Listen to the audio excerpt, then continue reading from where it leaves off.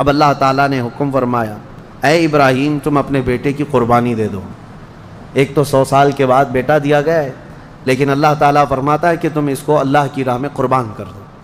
اسماعیل علیہ السلام چھوٹے ہیں اور عرض کرتے ہیں ابا جان آپ کو جس چیز کا حکم دیا گیا ہے وہ کر گزریے، انشاءاللہ آپ مجھے صبر کرنے والا پائیں گے۔ حضرت سارہ اور حضرت ہاجرہ میں دونوں تو حضرت ابراہیم علیہ السلام کی بیویاں تھیں، لیکن جب حضرت ہاجرہ کو بیٹا ہو گیا اور حضرت سارہ کو نہیں ہوا، انسانی فطرت کا تقاضا ہے کچھ نہ کچھ باتیں دل میں آ جاتی ہیں، تو اللہ کا حکم ہوا اے ابراہیم تم اپنی بیوی ہاجرہ اور اپنے بیٹے اسماعیل کو لے اور مکہ مکرمہ چلے جاؤ۔ مکہ میں کوئی آبادی نہیں تھی، یہ حضرت ابراہیم علیہ السلام فلسطین میں رہتے تھے، اس وقت مصر تھا۔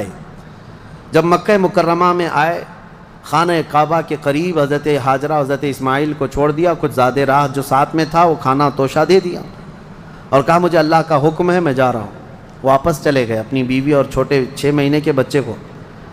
یہی تو یادگاریں ہیں، حضرت ہاجرہ کے پاس جب کھانا پانی سب ختم ہوا تو وہ اپنے بیٹے کی پیاس کے لیے پانی ڈھونڈنے نکلیں، پھر صفا مروہ پہاڑیوں پر دوڑتی رہیں 7 چکر، پھر اسماعیل علیہ السلام کے قدموں کے نیچے سے زمزم پانی کا یہ چشمہ نکلا، اور یہ جو تاریخ ہے۔ اس کے بعد پھر حضرت ابراہیم علیہ السلام لوٹ آئے جب اسماعیل علیہ السلام جوان ہو چکے تھے۔ اب اللہ تعالیٰ نے حکم فرمایا اے ابراہیم تم اپنے بیٹے کی قربانی دے دو۔ ایک تو 100 سال کے بعد بیٹا دیا گیا ہے، لیکن اللہ تعالیٰ فرماتا ہے کہ تم اس کو اللہ کی راہ میں قربان کر دو۔ نبی کا خواب سچا خواب ہوتا ہے، عام لوگوں کی طرح نہیں۔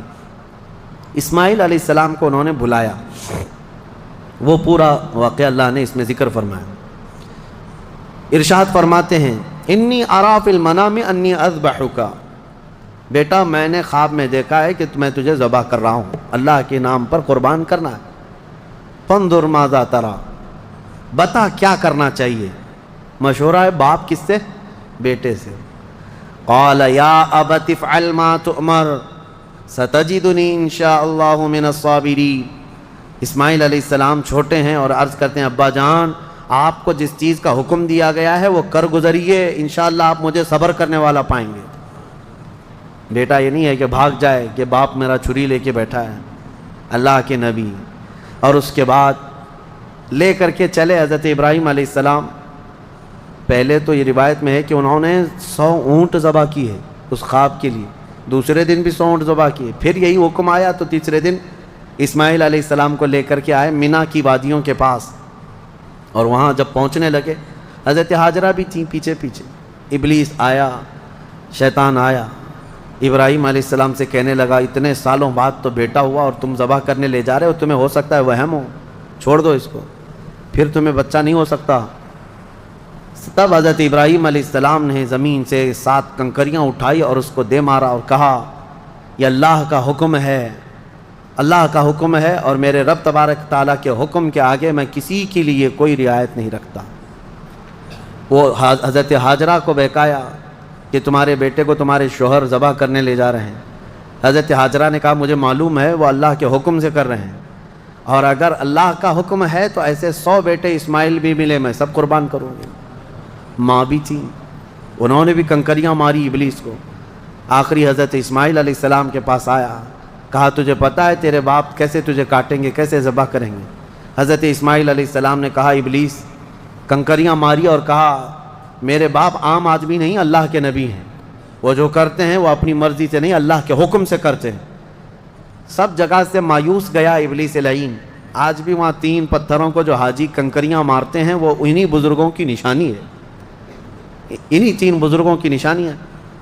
اب جب لٹایا حضرت ابراہیم علیہ السلام نے تو کس طریقے سے اسماعیل علیہ السلام خود عرض کرتے ہیں کہ ابا جان اپنی آنکھوں پر پٹی ڈال لیجیے آپ، کہ مجھے کاٹتے ہوئے دیکھ کر، خون دیکھ کر باپ کی محبت غالب نہ آ جائے اور کہیں اب اللہ کے حکم کے خلاف نہ ہو جائے، آپ چھری روک لیں، آپ آنکھوں پہ پٹی ڈال لیں اور میرے ہاتھ پیر کو رسی سے باندھ دیں کہ میں تڑپتا نہ دیکھیں آپ۔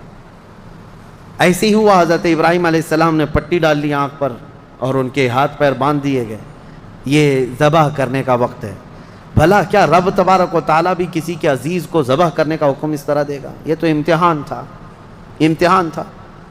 حضرت ابراہیم علیہ السلام گردن پر چھری رکھتے ہیں لیکن وہ چھری چلتی نہیں، بڑی تیز چھری لائی تھی انہوں نے، چھری نہیں چلتی۔ روایات میں ملتا ہے کہ حضرت ابراہیم علیہ السلام نے اس چھری کو پتھر پر یوں مارا تو پتھر 2 ٹکڑے ہو گئے، کٹ کے 2 ٹکڑے ہو گیا، لیکن گلا نرم و نازک اس چھری سے نہیں کٹتا تھا۔ ایک بات یاد رکھو مسلمانوں، ہمیشہ چھری کی تاثیر ہے کاٹنا، آگ کی تاثیر ہے جلانا، لیکن ہمیشہ ایک بات یاد رکھیں، چھری کاٹے گی بھی، آگ جلائے گی بھی اس وقت جب اللہ کی مرضی ہوگی۔ ہمارا عقیدہ یہ ہے، تقدیر، ہاں ان کی تاثیر ہے، یہ کام یہی کریں گے، لیکن اس کے ساتھ ہمارا عقیدہ یہ ہے اگر میرا مولا نہ چاہے تو پھر جتنی تیز چھری ہی کیوں نہ ہو نہ کاٹ سکے گی، جتنی تیز آگ ہی کیوں نہ ہو نہ جلا سکے گی، اور اگر مولا کی مرضی ہے تو پھر یہ چیزیں اپنا اثر دکھائیں گی، باقی ان کا اثر اللہ کی مرضی کے بغیر کچھ نہیں۔ چھری جیسی ہی گردن پر رکھی، اللہ کا حکم ہوا، جبرائیل جاؤ جنت سے ایک دمبا لے کر جاؤ، میرے ابراہیم کا امتحان ہو گیا اور کامیاب ہوئے، ان کے بیٹے اسماعیل کو ہٹاؤ اور دمبا رکھو۔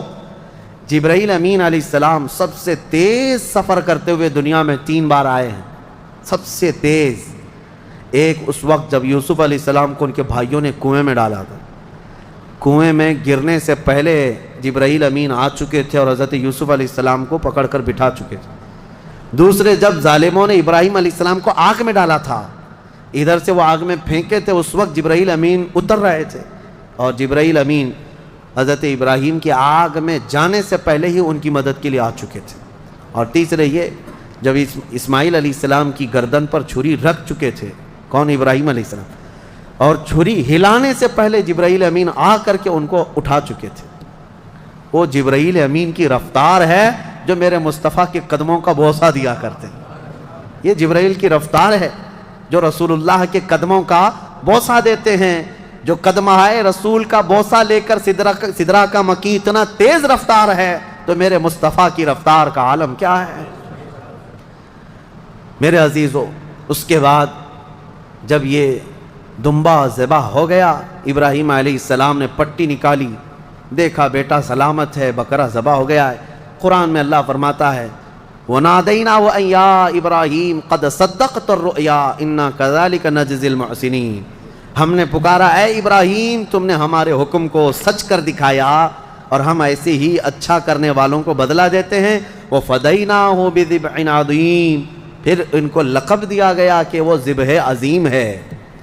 کیا ہے؟ ذبح عظیم۔ اب یہاں پر ایک مسئلہ ہے یہودیوں کا، یہودی جو ہے اتنے سالوں سے اسی گھن چکر میں ہیں، وہ یہ نہیں مانتے قربانی ہوئی ہے، قربانی ہوئی ہے یہ مانتے ہیں، ابراہیم علیہ السلام نے اپنے بیٹے کی قربانی کی ہے یہ مانتے ہیں، لیکن وہ اسماعیل علیہ السلام نہیں تھے، وہ اسحاق علیہ السلام تھے، کیونکہ ان کے باپ ہیں، اسحاق علیہ السلام کی اولاد میں ہے نا یہ لوگ بنی اسرائیل، تو کہتے ہیں جو ذبح ہوئے تھے وہ اسحاق علیہ السلام تھے، اسماعیل علیہ السلام نہیں تھے۔ وہ اسی پٹی پڑھاتے ہوئے اتنے سال ان کے گزر گئے۔ میں ایک آیت پڑھتا ہوں جس سے پتہ چلے گا آپ کو کہ حضرت اسماعیل علیہ السلام حضرت ابراہیم کے بڑے بیٹے تھے، پہلے وہی تھے، اور جو پہلا بیٹا تھا اسی کی قربانی ہوئی ہے، یہ بات پکی ہے۔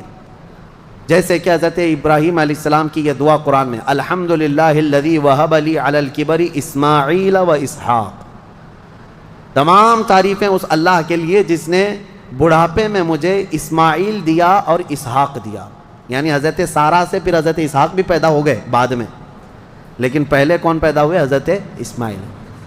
اب دوسری بات یہ بھی ہے کہ حضرت سارہ کو بیٹا نہیں تھا، تبھی تو حضرت ہاجرہ سے نکاح ہوا اور بیٹا ہوا، اس کے بعد پھر حضرت ابراہیم مکہ چھوڑ کر کیا یہ سارے معاملات کیوں ہوئے؟ اس لیے کہ حضرت سارہ سے کوئی اولاد نہیں تھی، ہاں بعد میں حضرت سارہ سے حضرت اسحاق علیہ السلام پیدا ہوئے۔ بہرحال یہ فیصلہ تو قیامت کے دن ہوگا، لیکن میرے آقا صلی اللہ تعالیٰ علیہ وسلم نے حدیث پاک میں ارشاد فرمایا، انا ابن الذبیحین، میں 2 ذبیحوں کا بیٹا ہوں، میں 2 ذبیحوں کا بیٹا ہوں۔ یہ کیا مطلب ہے اس حدیث کا؟ حضور پاک صلی اللہ تعالیٰ علیہ وسلم کے والد حضرت عبداللہ جو حضور کی ولادت سے پہلے انتقال کر چکے، بچپن میں یہ اتنے بیمار ہوئے تھے کہ حضرت عبد المطلب حضور صلی اللہ علیہ وسلم کے دادا انہوں نے یہ خانہ کعبہ میں یہ نظر کر لیا تھا کہ میں اپنے اس بیٹے کے قربانی دوں گا. کس کی؟ حضور صلی اللہ علیہ وسلم کے باپ حضرت عبداللہ کی. پھر جب ان کی طبیعت صحیح ہو گئی تو حضرت عبد المطلب نے 100 اونٹ ذبح کیے تھے. جان ذبح نہیں کی جاتی، قربانی کے بدلے 100 اونٹ ذبح کیے تھے.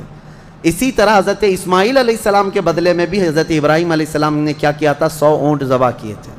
تو حضور فرماتے ہیں میرے باپ بھی ذبیح ہیں، میرے دادا اسماعیل بھی ذبیح ہیں. تو ذبیح کا لفظ کس کے لیے آیا ہے؟ اسماعیل علیہ السلام کے لیے آیا ہے.